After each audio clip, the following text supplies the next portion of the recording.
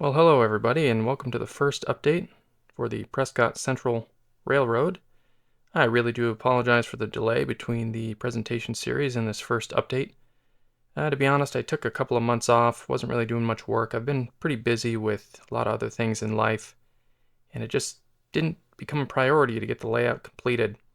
I also had some ideas kind of circling around in my brain about the track plan and that sort of thing, so I wasn't in any rush to get this benchwork completed. But recently I've done some work on the layout, and we'll go over what I've done so far. So the biggest change that I've been working on is the backdrop. Spent the last week or so, a couple of weeks getting this together. I still need to touch it up a little bit. There's a few areas that don't quite line up the way I wanted, but I'm going to get to that in probably the next week or so, and then move forward from there. So basically, my backdrop here is a 1x2 frame with hardboard on top, and then the whole frame there, whole assembly rather, is screwed to the back of each module. I don't have the foam glued down yet. I'm not sure exactly when I'm going to do that, but it's not a priority at the moment.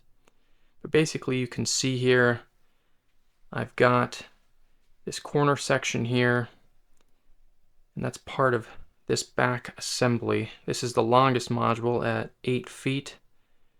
And then there's another corner section here. And you can actually see this corner here doesn't quite line up. The foam is a little long on this side. I need to trim that down. This doesn't quite fit snug with the other, like the other corner rather. Just a quick fix. And then you can see here a little bit of the gap up there. I actually did not cut this hardboard section to the left perfectly straight, so I need to go back and just sand that down a little bit, and then it should line up pretty well. You can see there's a little bit of a gap here too, and actually if I push down the foam, you can kind of see a little bit of a gap there. I got to close that up a little bit as well. That's pretty much what I've done. I know it's taken long just to do that one little bit, but like I said, I was taking a bit of a break. Wasn't in any rush. I've come up with a new track plan, revised track plan, just to reduce the cost a little bit. The original plan had 5 turnouts, and this new one only has 3. I realized I could accomplish what I wanted to model with 3 turnouts instead of 5. So that's going to save me a few bucks, which I'm definitely happy about. Recently changed jobs, and I'm not quite making as much as I was before, so the budget for this model railroad has reduced a little bit. But again, I am, as I've mentioned in the PowerPoint, I'm a minimalist by nature, so I am more than happy to reduce the number of turnouts for the layout. So the next steps for this layout is going to be, of course, gluing down this foam here. I need to also just go ahead and sand these corners where these floorboards here I'm using as the fascia. I need to make sure that those are sanded down a little bit more and they line up pretty well. And then I'm going to go ahead and paint those. I'm going to paint the foam probably like a neutral kind of brown color, just a base color for scenery. We'll see exactly. I'm not sure what color I'm going to do yet. And then I'm going to spray paint the backdrop. I was going to paint it, or I'm sorry, I was going to use a photo backdrop like I had used on the last layout, but I'd honestly just like to go with a simple light blue kind of sky color.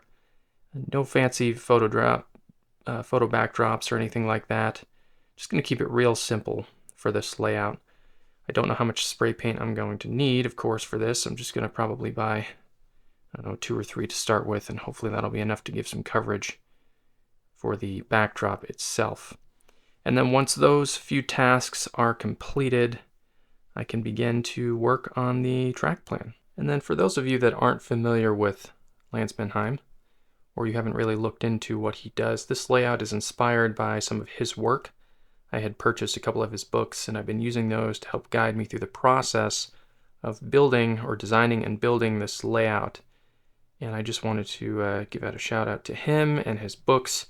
For those of you that aren't familiar, definitely check out these books. These 2 are great. I'm not familiar with the other ones, but I've gone ahead and read both of these, and I'm using them to guide me along in this process. So definitely check out some of his work. So I know this was a quick update, But I just wanted to get this video out there, show you that some progress had been made. I'm hoping probably in the next few weeks to have all those tasks completed that I mentioned just a minute ago. And then I'll have another update for you hopefully at that point. Again, I'm still pretty busy.